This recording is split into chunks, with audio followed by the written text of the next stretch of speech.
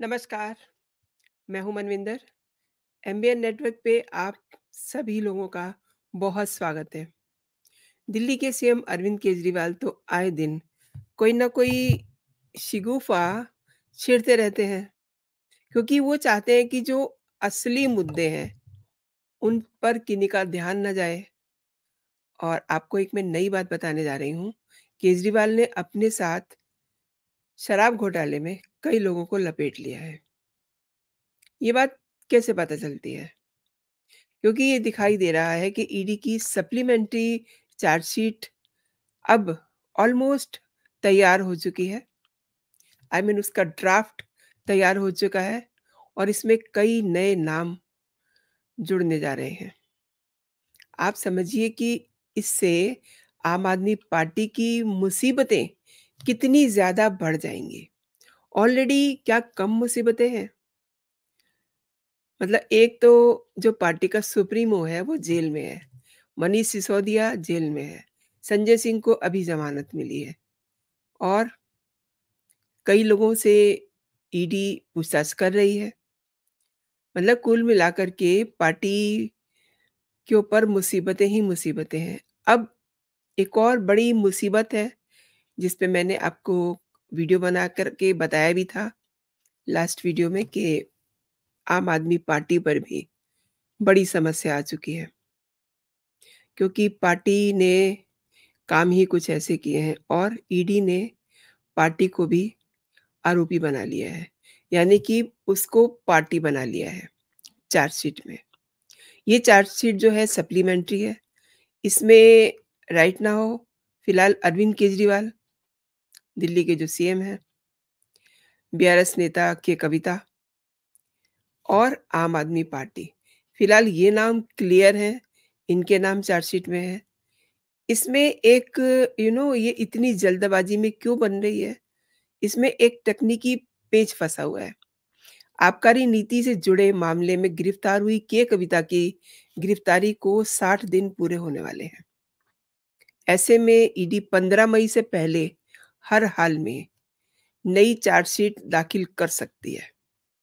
60 दिन के अंदर एजेंसी को नई चार्जशीट दाखिल करनी चाहिए। ये एक आप कह सकते हैं कि कानूनी प्रक्रिया का बहुत ही इम्पोर्टेंट हिस्सा है। लेकिन एक बात पे आपने गौर किया, राघव चड्ढा अपने हनीमून के बाद से लौटे ही नहीं हैं। क्यों? क्यों नहीं लौटे? क्योंकि उनका नाम भी चार्जशीट में शामिल होने जा रहा है। इसके अलावा मनीष सिसोदिया और संजय सिंह का नाम भी चार्जशीट में हो सकता है और राघव चड्ढा को ये मैसेज कन्वे कर दिया गया है क्योंकि उनकी पत्नी परिणीति चोपड़ा चोपड़ा अपनी नई फ़िल्म चमकीला के लिए विदेशों में कई सक्सेस पार्टीज़ में हिस्सा ले रही हैं और अब इस समय वो राघव चड्ढा के साथ है। यानी कि हनीमून के बाद राघव चड्ढा तो लौटे ही नहीं, उनकी पत्नी उनको फिर से मिलने गई हैं। इट मीन्स राघव चड्ढा लौट के आएँगे नहीं। अच्छा, एक बात और समझने की है, मैं यहाँ रोक कर के आप ही से पूछती हूँ, आप कमेंट करके बताइएगा कि आम आदमी पार्टी हेल्थ सिस्टम को लेकर के बड़ी-बड़ी बातें करती है। हर दिन सुबह मजमा लगता है एक्स पे, हमारी पार्टी ने ये किया, ये किया। आँखों का इलाज क्या दिल्ली में नहीं हो सकता? क्या वो जो एक सिस्टम है हेल्थ सिस्टम, जिसको बेहतर बनाने के लिए ये अक्सर कहते हैं कि फलाँ को इनाम दिया जाए। हमने बहुत अच्छा स्ट्रक्चर खड़ा किया है हेल्थ को लेकर के। तो राघव चड्ढा, वो क्यों विदेश गए हैं अपना आँखों का इलाज करवाने के लिए? आपको पता होना चाहिए कि विदेशों से लोग ऐसे इलाज करने के लिए भारत में आते हैं, क्योंकि भारत में अच्छे डॉक्टर्स हैं। और राघव चड्ढा गए थे हनीमून मनाने के लिए, लेकिन वहाँ अब ये खबरें आ रही हैं कि उनकी आँखें खराब हैं। उसके बाद उन्होंने एक और प्रॉब्लम बताई, उसका भी इलाज चल रहा है। मतलब कि अब राघव चड्ढा एक तरह से फरार है ना, उन्हें पता है कि उन्होंने क्या-क्या किया हुआ है। क्योंकि Raghav Chadha is a person जो विदेशों से फंडिंग के लिए आम आदमी पार्टी का सबसे बड़ा टूल रहा है। और केजरीवाल केजरीवाल के वो बहुत नज़दीक रहा है, राघव चड्ढा। और 100 करोड़ रुपए के कुछ हिस्से को कैसे लॉन्ड्रिंग किया है, ये सब भी राघव चड्ढा ने किया है। एंड पंजाब में भगवंत मान के सिर पे अरविंद केजरीवाल ने उनको बिठाया हुआ था। क्यों? क्योंकि जो खालिस्तानियों की फंडिंग आ रही थी, उसको राघव चड्ढा ही मैनेज कर रहा था और भगवंत मान तो बस उसमें एक ज़रिया थे। इसलिए वो पंजाब में बैठा हुआ था और भगवंत मान को तो कोई पूछ नहीं रहा था, जिसे भी अपना काम करवाना होता था, वो राघव चड्ढा के पास जाता था। अब एक बात और है, आपको याद होगा कि ईडी ने उस समय कुछ संकेत दिए थे जब मनीष सिसोदिया की सुप्रीम कोर्ट में सुनवाई चल रही थी। ईडी के सॉलिसिटर जनरल एसवी राजू ने सुप्रीम कोर्ट को ये कहा था कि हम आम आदमी पार्टी को आरोपी बनाने की तैयारी कर रहे हैं। और अब दोस्तों वो समय आ गया है। तो ये समझ लीजिए कि केजरीवाल और आम आदमी पार्टी पर एक बहुत बड़ा संकट मंडरा रहा है। और जब पार्टी पे खतरा होता है ना, आई मीन पार्टी पे अगर खतरा आ गया, तो सारे बैंक खाते, पैसा, धेला सब सीज हो जाएगा और चुनाव का मौका चल रहा है, सीज़न चल रहा है।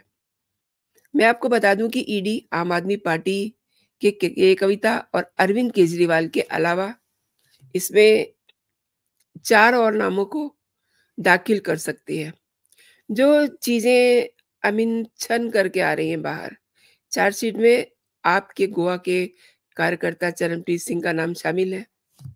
इसके लिए मैंने आपको बताया ही था, क्योंकि ईडी ने 15 अप्रैल को चरणजीत सिंह को गिरफ्तार किया है और ईडी ने चरणजीत सिंह पर गोवा के विधानसभा चुनाव में आप के फंड को मैनेजमेंट करने का आरोप लगाया है।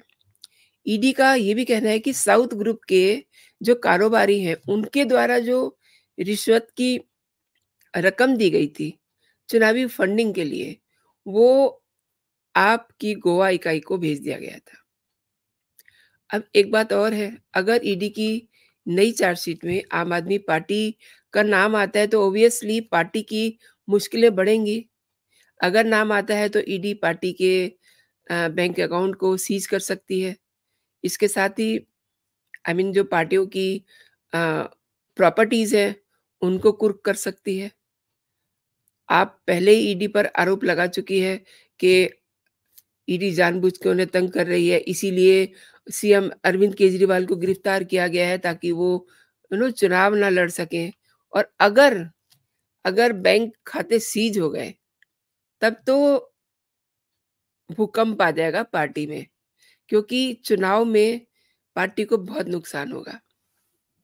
दिल्ली के सीएम अरविंद केजरीवाल के गिरफ्तार होने के बाद से ही आपके सभी नेता ये दावा कर रहे हैं कि केजरीवाल जेल से सरकार चलाएँगे। ये कैसे हो सकता है? अच्छा, एक बात मैं आपसे बताना चाहती हूँ कि जब अन्ना का आंदोलन चल रहा था, हम लोग भी रोज़ सुनते थे, आपने भी सुना होगा कि केजरीवाल कहा करते थे कि वो राजनीति को पूरी तरह से बदल देंगे। राजनीति में उन्होंने काफ़ी बदलाव कर दिया है, नो डाउट। इससे पहले कभी आपने सुना कि कोई मुख्यमंत्री जेल से सरकार चला रहा हो? कभी सुना आपने? कभी आपने सुना कि कोई मुख्यमंत्री बिना रिज़ाइन किए जेल चला जाए? मतलब मुख्यमंत्री ने तो पहले ही अपने लिए रेफ़रेंडम करवा लिया था। रेफ़रेंडम ये करवाया था कि मैं जेल जाऊँ, तो रिज़ाइन देके जाऊँ या कि मैं ऐसे ही चला जाऊँ। अब ये सब बातें केजरीवाल के खुराफाती दिमाग में ही आ सकती हैं, क्योंकि उन्हें पता था कि उन्होंने क्या-क्या किया हुआ है और आगे उनके सामने क्या-क्या सिचुएशन आ सकती है। एक और बात है, ये जो मैंने राघव चड्ढा का नाम लिया है, राघव चड्ढा को तो अरविंद केजरीवाल ने उस समय वो जेल नहीं गए थे, उससे पहले ही उनको कह दिया था कि बेटे तुम निकल लो, क्योंकि वो वो बच्चा टाइप है। अगर उसको ईडी ने घेर लिया, तो वो तो 2 मिनट में सब कुछ बता देगा और उसके बाद केजरीवाल का क्या हाल होगा? आप समझ सकते हैं कि केजरीवाल के पेट में बहुत सारी बातें पड़ी हुई हैं, जो किसी को नहीं पता। लेकिन राघव चड्ढा तो 1 घंटे में अगर वो ईडी के हत्थे चढ़ गया, तो 1 घंटे में सारी बातें बता देगा कि उसको किसने कहाँ क्यों भेजा, किस लिए भेजा, तमाम सारी बातें वो बता देगा। दूसरी बात ये है कि चार्जशीट को जो उसकी ड्राफ्टिंग जो हो रही है वो अब अंतिम फेज़ में आप कह सकते हैं, जिसमें जो पुराने चार्जशीट में नाम शामिल हैं, उसके अलावा 4-5 जैसे कि मैंने बताया नए नाम शामिल होने वाले हैं। अब अरविंद केजरीवाल के कविता तो उनका नाम है ही और गोवा से जो चरणप्रीत पकड़ा गया उसका नाम है। अब अब जो नाम शामिल होने हैं, उन नामों में संजय सिंह, मनीष सिसोदिया और राघव चड्ढा, इनके नाम शामिल हो सकते हैं। प्लस आप ये मान के चलिए कि जिन लोगों से पिछले दिनों पूछताछ हुई थी लाइक केजरीवाल के पीए, केजरीवाल के एक और मंत्री जो शायद से ट्रांसपोर्टेशन देखते हैं, I am not sure about it, लेकिन उनको भी बुलाया गया था और उसके बाद वो शाम को लौट आए थे। अब इन लोगों के नाम भी शामिल हो सकते हैं। तो अब ये देखना बड़ा दिलचस्प होगा कि वो नाम कौन से हैं। लेकिन राघव चड्ढा का मतलब इतने दिनों से वो उनका हनीमून लंबा हो गया कि उनकी पत्नी दोबारा उनके पास जा रही है। और यहाँ पर जो नेशनल मीडिया है, वो इस बात पे फ़ोकस किए हुए है कि केजरीवाल आम खा रहे हैं, केजरीवाल को इंसुलिन दी जानी चाहिए। अब केजरीवाल ने इंसुलिन ले ली है, तो अब केजरीवाल ये कर रहे हैं ब्ला-ब्ला। लेकिन राघव चड्ढा पे किसी का ध्यान नहीं गया। क्यों नहीं गया? क्योंकि राघव चड्ढा तो अपने हनीमून पे गए हुए हैं। अब किसी का हनीमून इतना लंबा होता है क्या कि वो कई महीनों तक वहीं पड़ा रहे और पत्नी उसकी वापस लौट आए? ये सबसे ज़्यादा हैरानगी की बात है कि उनकी पत्नी लौट आई। अगर उनकी पत्नी उनके साथ रह रही होती, अब उनको अपनी नई फ़िल्म चमकीला का प्रमोशन करना था इसलिए वो लौट आई, लेकिन वो वहीं पर है। उन्होंने ये बहाना कर दिया कि मेरी आँखों में कुछ प्रॉब्लम है इसलिए मैं वहीं रहूँगा। लेकिन दोस्तों मैं आपको ये बताना चाहती हूँ कि राघव चड्ढा बहुत प्यार से तो आने वाले नहीं हैं। उनको वहाँ पर एक टीम जाएगी तभी वो आएँगे, क्योंकि ऐसा उनके कान में केजरीवाल ने फूँक दिया है मंत्र कि बेटा तुम मत आना यहाँ, कोई भी बहाने करते रहना, कैसे भी करके तुम्हें वहाँ से नहीं आना। यहाँ आओगे तो फिर तुम बचोगे नहीं। और इस बात को केजरीवाल अच्छे से जानते हैं कि अगर राघव चड्ढा पे हाथ पड़ गया ईडी का, सीबीआई का, तो वो तो 2 ही घंटे में सारी बातें बता देंगे। और राघव चड्ढा के पास बहुत सारे यू नो उनके पास राज हैं, भेद हैं। सबसे बड़ी समस्या क्या है, जो किसी का ध्यान अभी उधर नहीं जा रहा है, जो ये शराब घोटाले से भी बड़ा अपराध है, वो है देशद्रोह का अपराध।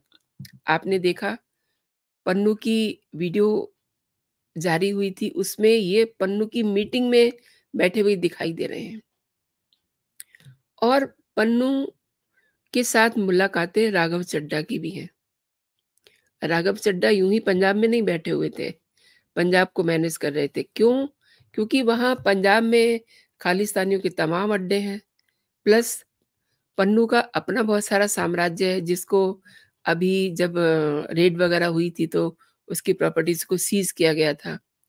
तो इसलिए राघव चड्ढा वहाँ बैठे हुए हैं। अब वहाँ से पन्नू या और दूसरे लोग राघव चड्ढा से बराबर कॉन्टैक्ट में हैं। आपने पिछले दिनों एक महिला उनकी महिला मित्र के साथ एक उन्होंने फ़ोटो भी शेयर किया था, जिसके रिश्ते खालिस्तानियों के साथ हैं। तो ये सारी बातें जो हैं, राघव चड्ढा का नाम चार्जशीट में लाने के लिए काफ़ी है। तो आपने दोस्तों मेरे साथ पूरा वीडियो देखा, आपका धन्यवाद। एंड अभी तक अगर आपने मेरा चैनल सब्सक्राइब नहीं किया है, तो मेरे चैनल को आप सब्सक्राइब कर लीजिए। ये वीडियो आपको कैसा लगा? आप इसको लाइक ज़रूर कीजिए और इस पे अपनी टिप्पणी भी दीजिए। इसे आप शेयर भी कर सकते हैं अपने दोस्तों में। तो अभी के लिए दोस्तों इतना ही। आप अपना और अपनों का बहुत सारा ख़्याल रखिए। खुश रहिए, स्वस्थ रहिए। जय हिंद, जय भारत।